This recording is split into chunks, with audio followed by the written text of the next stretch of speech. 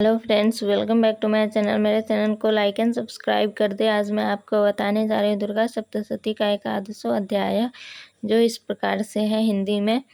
मैं भुवनेश्वरी देवी का ध्यान करता हूँ। उनके श्री अंगों की आभा प्रभात काल के सूर्य के समान है और मस्तक पर चंद्रमा का मुकुट है। वे उभरे हुए स्तनों और 3 नेत्रों से युक्त है। उनके मुख पर मुस्कान की छटा छाई रहती है और हाथों में वरद अंकुश पाश एवं अभय मुद्रा शोभा पाते हैं। ऋषि कहते हैं, देवी के द्वारा वहाँ महादैत्यपति शुंभ के मारे जाने पर इंद्र आदि देवता अग्नि को आगे करके उन कात्यायनी देवी की स्तुति करने लगे। उस समय अभीष्ट की प्राप्ति होने से उनके मुख कमल दमक उठे थे और उनके प्रकाश से दिशाएं भी जगमगा उठी थी। देवता बोले, शरणागत की पीड़ा दूर करने वाली देवी हम पर प्रसन्न हो। संपूर्ण जगत की माता प्रसन्न हो। विश्वेश्वरी, विश्व की रक्षा करो। देवी, तुम ही चराचर जगत की अधीश्वरी हो। तुम इस जगत का एकमात्र आधार हो, क्योंकि पृथ्वी रूप में तुम्हारी ही स्थिति है। देवी, तुम्हारा पराक्रम अलंघनीय है। तुम ही जल रूप में स्थित होकर संपूर्ण जगत को तृप्त करती हो। तुम अनंत बल संपन्न वैष्णवी शक्ति हो। तो इस विश्व की कारणभूता परामाया हो। देवी, तुमने इस समस्त जगत को मोहित कर रखा है। तुम ही प्रसन्न होने पर इस पृथ्वी पर मोक्ष की प्राप्ति कराती हो। देवी, संपूर्ण विद्याएं तुम्हारे ही भिन्न भिन्न स्वरूप है। जगत में जितनी स्त्रियां हैं वे सब तुम्हारी ही मूर्तियां हैं। जगदम्ब, एकमात्र तुमने ही इस विश्व को व्याप्त कर रखा है। तुम्हारी स्तुति क्या हो सकती है। तुम तो स्तवन करने योग्य पदार्थों से परे एवं परावानी हो। जब तुम सर्वस्वरूपा देवी स्वर्ग तथा मोक्ष प्रदान करने वाली हो, तब इसी रूप में तुम्हारी स्तुति हो गई। तुम्हारी स्तुति के लिए इससे अच्छी उक्तियाँ और क्या हो सकती हैं। बुद्धि रूप से सब लोगों को हृदय में विराजमान रहने वाली तथा स्वर्ग एवं मोक्ष प्रदान करने वाली नारायणी देवी, तुम्हें नमस्कार है। कला, काष्ठा आदि के रूप से क्रमशः परिणाम की ओर ले जाने वाली तथा विश्व का उपसंहार करने में समर्थ नारायणी, तुम्हें नमस्कार है। नारायणी, तुम सब प्रकार का मंगल करने वाली मंगलमयी हो। कल्याणदायिनी शिवा हो। सब पुरुषार्थों को सिद्ध करने वाली शरणागत वत्सला, 3 नेत्रों वाली एवं गौरी हो। तुम्हें नमस्कार है। तुम सृष्टि पालन और संहार की शक्ति भूता सनातनी देवी, गुणों का आधार तथा सर्वगुणमयी हो। नारायणी, तुम्हें नमस्कार है। शरण में आए हुए दीनों एवं पीड़ितों की रक्षा में संलग्न रहने वाली तथा सबकी पीड़ा दूर करने वाली नारायणी देवी, तुम्हें नमस्कार है। नारायणी, तुम ब्रह्मानी का रूप धारण करके हंसों से जुते हुए विमान पर बैठती तथा कुश मिश्रित जल छिड़कती रहती हो। तुम्हें नमस्कार है।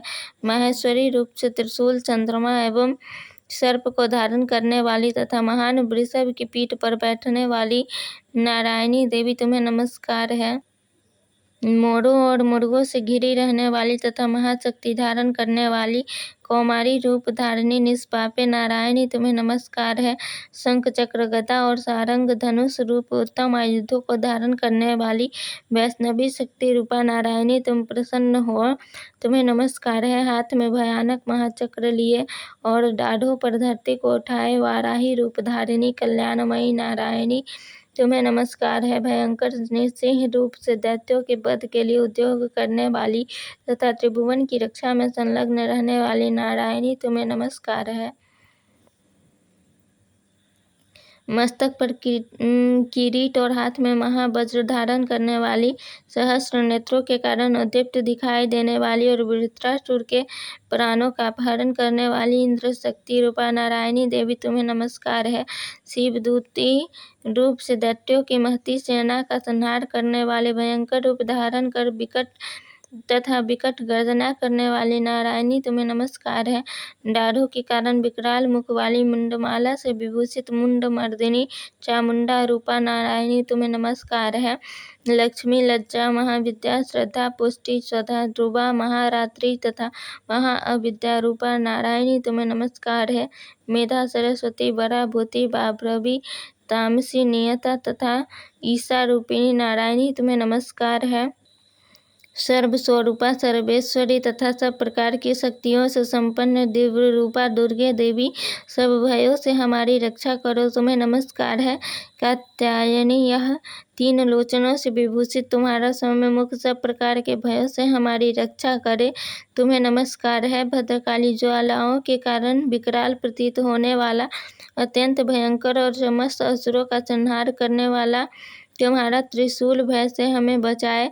तुम्हें नमस्कार है। देवी, जो अपनी ध्वनि से संपूर्ण जगत को व्याप्त करके दैत्यों के तेज नष्ट किए देता है, वह तुम्हारा घंटा हम लोगों की पापों से उसी प्रकार रक्षा करे जैसे माता अपने पुत्रों की बुरे कर्मों से रक्षा करती है। चंडिके, तुम्हारे हाथों में सुशोभित खड्ग, जो असुरों के रक्त और चर्बी से चर्चित है, हमारा मंगल करे। हम तुम्हें नमस्कार करते हैं। देवी, तुम प्रसन्न होने पर सब रोगों को नष्ट कर देती हो और कुपित होने पर मनोवांछित सभी कामनाओं का नाश कर देती हो। जो लोग तुम्हारी शरण में जा चुके हैं, उन पर विपत्ति तो आती ही नहीं। तुम्हारी शरण में गए हुए मनुष्य दूसरों को शरण देने वाले हो जाते हैं। देवी अंबिके, तुमने अपने स्वरूप को अनेक भागों में विभक्त करके नाना प्रकार के रूपों से जो इस समय से धर्मद्रोही महादैत्यों का संहार किया है, वह सब दूसरी कौन कर सकती थी।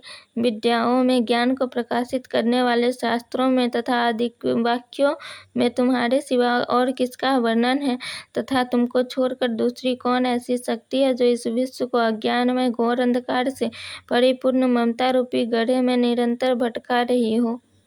जहाँ राक्षस, जहाँ भयंकर विष वाले सर्प, जहाँ शत्रु, जहाँ लुटेरों की सेना और जहाँ दावानल हो वहाँ, तथा समुद्र के बीच में भी साथ रहकर तुम विश्व की रक्षा करती हो। विश्वेश्वरी, तुम विश्व का पालन करती हो, विश्व रूपा हो, इसीलिए संपूर्ण विश्व को धारण करती हो। तुम भगवान विश्वनाथ की भी वंदनीय हो। जो लोग भक्ति पूर्वक तुम्हारे सामने मस्तक झुकाते हैं, वे संपूर्ण विश्व को आश्रय देने वाले होते हैं। देवी, प्रसन्न हो। जैसे इस समय असुरों का वध करके तुमने शीघ्र ही हमारी रक्षा की है, उसी प्रकार सदा हमें शत्रुओं के भय से बचाओ। संपूर्ण जगत का पाप नष्ट कर दो और उत्पात एवं पापों के फलस्वरूप प्राप्त होने वाले महामारी आदि बड़े बड़े उपद्रवों को शीघ्र दूर करो। विश्व की पीड़ा दूर करने वाली देवी, हम तुम्हारे चरणों पर पड़े हुए हैं। हम पर प्रसन्न हो। त्रिलोक निवासियों की पूजनीय परमेश्वरी, सब लोगों को वरदान दो। देवी बोली, देवताओं, मैं वर देने को तैयार हूँ। तुम्हारे मन में जिसकी इच्छा हो वह वर मांग लो। संसार के लिए उस उपकारक वर को मैं अवश्य दूंगी। देवता बोले, सर्वेश्वरी, तुम इसी प्रकार तीनों लोकों की समस्त बाधाओं को शांत करो और हमारे शत्रुओं का नाश करती रहो। देवी बोली, देवताओं, वैवस्वत मनवंतर के 28वें युग में शुभ और निशुंभ नाम के 2 अन्य महादैत्य उत्पन्न होंगे। तब मैं नंद गोप के घर में उनकी पत्नी यशोदा के गर्भ से अवतीर्ण हो विंध्याचल में जाकर रहूंगी और उक्त दोनों असुरों का नाश करूंगी। फिर अत्यंत भयंकर रूप से पृथ्वी पर अवतार ले मैं वैप्रचित नाम वाले दानवों का वध करूंगी। उन भयंकर महादैत्यों को भक्षण करते समय मेरे दांत अनार के फूल की भांति लाल हो जाएंगे। तब स्वर्ग में देवता और मर्त्य लोक में मनुष्य सदा मेरी स्तुति करते हुए मुझे रक्त दंतिका कहेंगे। फिर जब पृथ्वी पर 100 वर्षों के लिए वर्षा रुक जाएगी और पानी का अभाव हो जाएगा, उस समय मुनियों के स्तवन करने पर मैं पृथ्वी पर अयोनिजा रूप में प्रकट होऊंगी और 100 नेत्रों से मुनियों को देखूंगी। अतः मनुष्य शताक्षी नाम से मेरा कीर्तन करेंगे। देवताओं, उस समय मैं अपने शरीर से उत्पन्न हुए शाकों द्वारा समस्त संसार का भरण पोषण करूंगी। जब तक वर्षा नहीं होगी तब तक वे शाक ही सबके प्राणों की रक्षा करेंगे। ऐसा करने के कारण पृथ्वी पर शाकंभरी के नाम से मेरी ख्याति होगी। उसी अवतार में मैं दुर्गम नामक महादैत्य का वध भी करूंगी। इससे मेरा नाम दुर्गा देवी के रूप से प्रसिद्ध होगा। फिर मैं जब भीम रूप धारण करके मुनियों की रक्षा के लिए हिमालय पर रहने वाले राक्षसों का भक्षण करूंगी, उस समय सब मुनि भक्ति से नतमस्तक होकर मेरी स्तुति करेंगे। तब मेरा नाम भीमा देवी के रूप में विख्यात होगा। जब अरुण नामक दैत्य तीनों लोकों में भारी उपद्रव मचाएगा, तब मैं तीनों लोगों का हित करने के लिए 6 पैरों वाले असंख्य भ्रमरों का रूप धारण करके उस महादैत्य का वध करूंगी। उस समय सब लोग ब्राह्मणी के नाम से चारों ओर मेरी स्तुति करेंगे। इस प्रकार जब जब संसार में दानवी बाधा उपस्थित होगी, तब तब अवतार लेकर मैं शत्रुओं का संहार करूंगी। इस तरह से 11वां अध्याय पूरा हुआ।